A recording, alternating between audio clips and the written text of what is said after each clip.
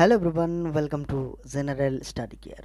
আজ হচ্ছে 16 এপ্রিল 2024। তো আজকের এই ভিডিওতে 16 তারিখের যে সকল গুরুত্বপূর্ণ কারেন্ট অ্যাফেয়ার্সের প্রশ্নগুলি রয়েছে সেগুলি আলোচনা করব এবং প্রশ্নের সাথে সাথে কিছু এক্সট্রা ইনফরমেশনও দেওয়ার চেষ্টা করব।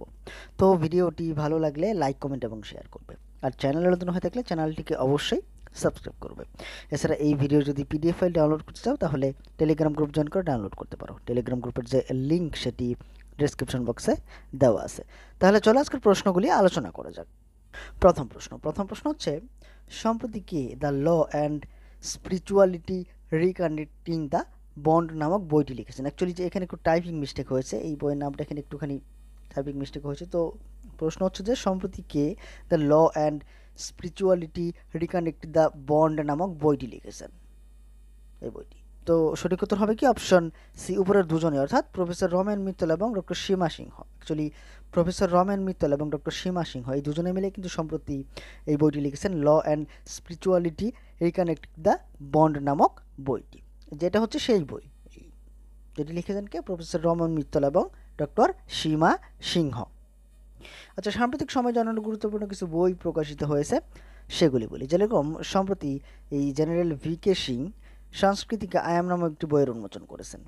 আর সম্প্রতি Bhupendra Yadav Modi and rising a green future নামক একটি বইয়ের উন্মোচন করেছেন। এছাড়া সম্প্রতি জয়া জেটলি নতুন বই লিখেছেন, জয়া জেটলি, বইয়ের নাম হচ্ছে inspiration for graphic design from India. আর সম্প্রতি Gandhi a life in 3 campaigns নামক বই লঞ্চ করেছেন এবং লিখেছেন কে? এম.জে. আকবর। আর সম্প্রতি বিখ্যাত লেখক Sam Pitroda the idea of democracy নামক বইটি লিখেছেন। পরের প্রশ্ন, সম্প্রতি বিশ্ব শিল্প দিবস কোন দিনটিতে পালন করা হয়েছে? তো প্রশ্নের সঠিক উত্তর কি? Option D, 15 April. সম্প্রতি 15 এপ্রিল পালন করা হয়েছে বিশ্ব শিল্প দিবস বা ওয়ার্ল্ড আর্ট ডে। অ্যাকচুয়ালি প্রত্যেক বছরই কিন্তু এই 15 এপ্রিল বিশ্ব শিল্প দিবস বা ওয়ার্ল্ড আর্ট ডে পালন করা হয়ে থাকে। তো সঠিক উত্তর অপশন ডি, 15 এপ্রিল সম্প্রতি বিশ্ব শিল্প দিবস পালন করা হলো। পরের প্রশ্ন, সম্প্রতি পর্যটক হিসেবে মহাকাশে যাত্রা করার প্রথম ব্যক্তি কে হবেন? তো প্রশ্নের সঠিক উত্তর কি? Option C, Gopi Bhotakura. Actually যে দেখতে পাচ্ছি ইনি হচ্ছেন এই গোপী ভোটাকুড়া। তো ইনি এই পর্যটক হিসাবে মহাকাশে যাত্রা করা প্রথম ব্যক্তি হবেন। অ্যাকচুয়ালি জেফ বেজোসের যে জেফ বেজোসের যে স্পেসে মানুষ পাঠানোর, অর্থাৎ মানুষ ট্যুরিস্ট হিসাবে এই মানুষ পাঠানোর যে প্রোগ্রাম রয়েছে না, সেখানে কিন্তু এই গোপী ভট্টাকুড়া হচ্ছেন প্রথম যিনি পর্যটক হিসেবে মহাকাশে যাত্রা করবেন। তো সঠিক উত্তর কি? Option C, Gopi Bhattakura. পরের প্রশ্ন, হচ্ছে সম্প্রতি কাকে আন্তর্জাতিক নারকোটিক্স বোর্ডের জন্য নির্বাচিত করা হয়েছে? তো সঠিক উত্তর হবে কি? Option A, Jagjit পাভাদিয়া।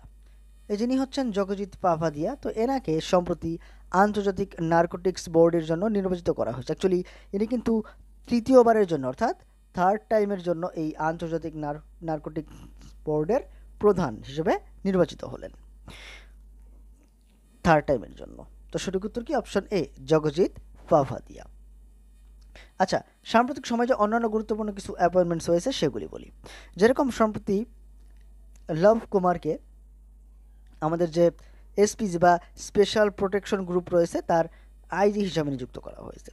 আর সম্প্রতি মনোজ পান্ডা 16তম ফিনান্স কমিশনের সদস্য বা মেম্বার হিসেবে নিযুক্ত হয়েছে। আর সম্প্রতি ইউএসআইএসপিএফ সম্প্রতি এই যে তরুণ বাজাজকে ইউএস ইন্ডিয়া ট্যাক্স ফোরামের সেক্রেটারি হিসেবে নিযুক্ত করেছে।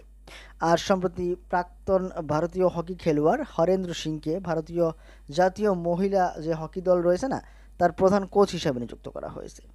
আর সম্প্রতি লিন্ডা ক্যামেরুনকে ইংল্যান্ড ভারতে তাদের পরবর্তী হাই কমিশনার হিসেবে নিযুক্ত করেছে।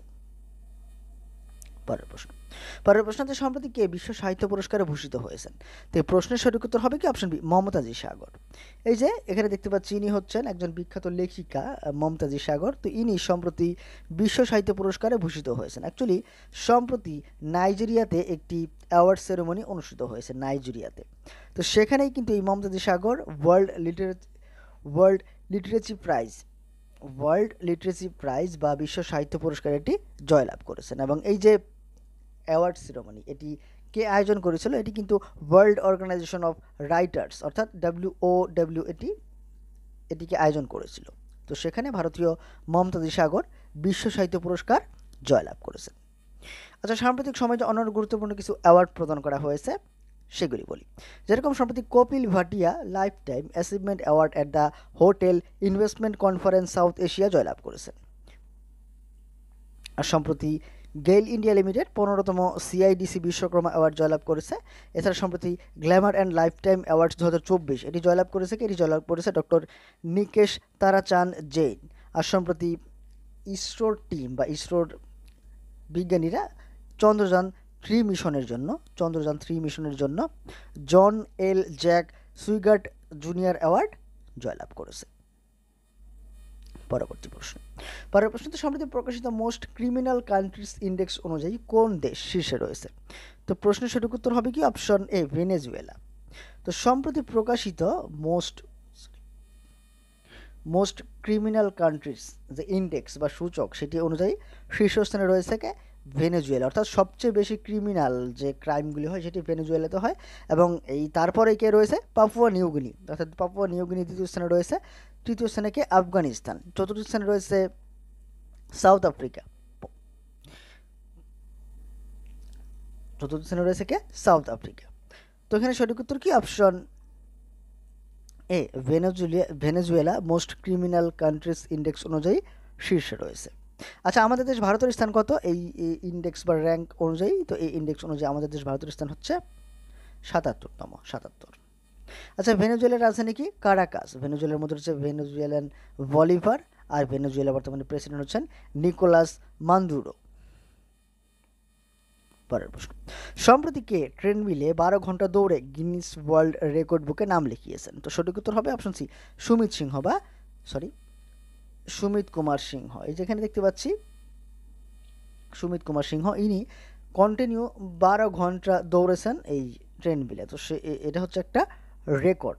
তো সম্প্রতি এর দ্বারাই কিন্তু ইনি গিনিস ওয়ার্ল্ড রেকর্ড বুকে নাম লিখিয়েছেন এবং ইনি কিন্তু মোট 12 ঘন্টাতে এই 68.4 কিলোমিটার দৌড়েছেন এই ট্রেডমিলে। পরের প্রশ্ন, সম্প্রতি ইসরায়েলের উপর ইরানের হামলার কি নামকরণ করা হয়েছে? তো সঠিক উত্তর কি? Option B, operation true promise. আসলে এটা প্রমিস হবে, যাই হোক, অপারেশন ট্রু প্রমিস। তো আমরা জানি সম্প্রতি এই ইরান ইসরায়েলের উপরে রকেট হামলা করেছে। যদিও ইসরায়েলের পক্ষ থেকে যে হামলাগুলি করা হয়েছে তার 99% কিন্তু এই আকাশেই ডিস্ট্রয় করে দেওয়া হয়েছে ইসরায়েলের যে ডিফেন্স সিস্টেম রয়েছে না তার দ্বারা। তো যাই হোক, এই ইরানের যে হামলাটা করেছে এই হামলার একটি নাম দিয়েছে, তো ইরান নাম দিয়েছে অপারেশন ট্রু প্রমিস। তো সঠিক উত্তর option B, operation true promise. এটা হচ্ছে এই ইসরায়েলের উপরে হামলার যে অপারেশন তার নাম দেওয়া হয়েছে ইরানের পক্ষ থেকে। পরের প্রশ্ন, সম্প্রতি ডিজিটাল সেবা প্রদানের ব্যাপারে কোন দেশ চীনকে পেছনে ফেলে দিয়েছে? তো সঠিক উত্তর অপশন এ, ভারত। আমাদের দেশ ভারত। তো সম্প্রতি আমাদের দেশ ভারত ডিজিটাল সেবা প্রদানের ব্যাপারে বা ডিজিটাল সার্ভিস এক্সপোর্টসের ব্যাপারে চীনকে কিন্তু পেছনে ফেলে দিয়েছে। সম্প্রতি অ্যাকচুয়ালি ওয়ার্ল্ড ট্রেড অর্গানাইজেশনের একটি রিপোর্ট প্রকাশ করা হয়েছে এবং সেই রিপোর্টেই দেখা গেছে ভারত চীনকে পেছনে ফেলে ডিজিটাল সেবা প্রদানের ব্যাপারে প্রথম স্থানে উঠে এসছে। তো সঠিক উত্তর অপশন এ, ভারত।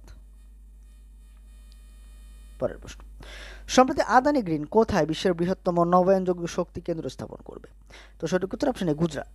অ্যাকচুয়ালি এই যে গুজরাটের যে একটি জায়গা রয়েছে না, কচ্ছ ডিস্ট্রিক্ট বা কচ্ছ জেলা, সেখানে এই কচ্ছ জেলাতে খাবদা নামক একটি জায়গা রয়েছে, সেখানেই আদানি গ্রিন বিশ্বের বৃহত্তম নবায়নযোগ্য শক্তি কেন্দ্র স্থাপন করবে, অর্থাৎ world largest renewable energy park স্থাপন করবে। তো সঠিক উত্তর অপশন এ, গুজরাট। আচ্ছা, গুজরাতের রাজধানী কি? গান্ধীনগর। গুজরাতের বর্তমানে মুখ্যমন্ত্রী ভূপেন্দ্রভাই প্যাটেল। আর গভর্নর আচার্য দেবব্রত। গুজরাতের বিখ্যাত ন্যাশনাল পার্কের মধ্যে গির, ভাসদা, ভবনগর, মেরিন এগুলি উল্লেখযোগ্য। আর ফেস্টিভ্যালসের মধ্যে নবরাত্রি, জন্মাষ্টমী, কাজ ফেস্টিভ্যাল উল্লেখযোগ্য। ফোক ডান্সের মধ্যে গরবা, ডান্ডিয়া, টিপ্পানি, হোডো এগুলি উল্লেখযোগ্য। এবার গতদিন তোমাদের যে প্রশ্ন করেছিলাম, প্রশ্ন ছিল সম্প্রতি গাঙ্গেয় মহোৎসব 2024 কোথায় পালন করা হবে? তো সঠিক উত্তর হবে কি? Option B, Rajasthan. রাজস্থানে বিখ্যাত গাঙ্গেয় মহোৎসব 2024 পালন করা হবে। আর এবার আজকের প্রশ্ন, অর্থাৎ তোমাদের জন্য যে প্রশ্ন থাকবে, প্রশ্ন হচ্ছে সম্প্রতি লাক্ষাদ্বীপে শাখা খোলা প্রথম প্রাইভেট ব্যাংক হয়েছে কোনটা? তো অবশ্যই তোমরা এই প্রশ্নটির সঠিক উত্তর কমেন্ট বক্সে করবে। আর এবার গতকালকের যে কারেন্ট অ্যাফেয়ার্সের প্রশ্নগুলি ছিল সেগুলোর একটি শর্টকাট রিভিশন করে নিচ্ছি। যেরকম প্রথম প্রশ্ন ছিল, সম্প্রতি ভারত ও কোন দেশের মধ্যে যৌথ সামরিক মহড়া দার্জিলিং শুরু হবে? উজবেকিস্তান, অ্যাকচুয়ালি এটি শুরু হয়ে গেছে। পরের প্রশ্ন, সম্প্রতি কোথায় Swami Vivekananda under-20 football championship শুরু হয়েছে? সঠিক উত্তর ছত্তিশগড়। পরের প্রশ্ন, সম্প্রতি লিন্ডি ক্যামেরনকে কোন দেশ ভারতে তাদের রাজদূত হিসেবে নিযুক্ত করেছে? ইংল্যান্ড নিযুক্ত করেছে। সম্প্রতি কে John Dirks Canada Gairdner global health award জয়লাভ করেছে? গগনদীপ কাং। পরের প্রশ্ন, সম্প্রতি প্রকাশিত বৈশ্বিক সাইবার অপরাধ সূচি অনুযায়ী কে শীর্ষে রয়েছে? রাশিয়া শীর্ষে রয়েছে। সম্প্রতি 20তম এশিয়ান রেসলিং চ্যাম্পিয়নশিপ 2024-এর আয়োজন করা হয়েছে কোথায়? কিরগিজস্তানে। সম্প্রতি প্রকাশিত হুরুন গ্লোবাল ইউনিকর্ন ইন্ডেক্স 2024 অনুযায়ী কে শীর্ষে রয়েছে? আমেরিকা। সম্প্রতি রাষ্ট্রপতি দ্রৌপদী মুর্মু কোথায় দুদিনের হোমিওপ্যাথি সিম্পোজিয়ামের উদ্বোধন করেছেন? নিউ দিল্লিতে। সম্প্রতি টি-20-তে 7,000-এর অধিক রান বানানো নবম ভারতীয় ক্রিকেটার কে হয়েছেন? সূর্যকুমার যাদব। তো বন্ধুরা, এই ছিল আজকের ভিডিও, যেখানে 16 তারিখের গুরুত্বপূর্ণ কারেন্ট অ্যাফেয়ার্সের প্রশ্নগুলি আলোচনা করলাম। তো ভিডিওটি কেমন লেগেছে অবশ্যই কমেন্ট করে জানাবে, আর ভিডিওটি ভালো লাগলে লাইক, কমেন্ট এবং শেয়ার করবে, আর চ্যানেলে নতুন হয়ে থাকলে চ্যানেলটিকে অবশ্যই সাবস্ক্রাইব করবে। পরের ভিডিওতে অন্যান্য প্রশ্নাবলী নিয়ে হাজির হব। আজকের ভিডিওটি দেখার জন্য ধন্যবাদ।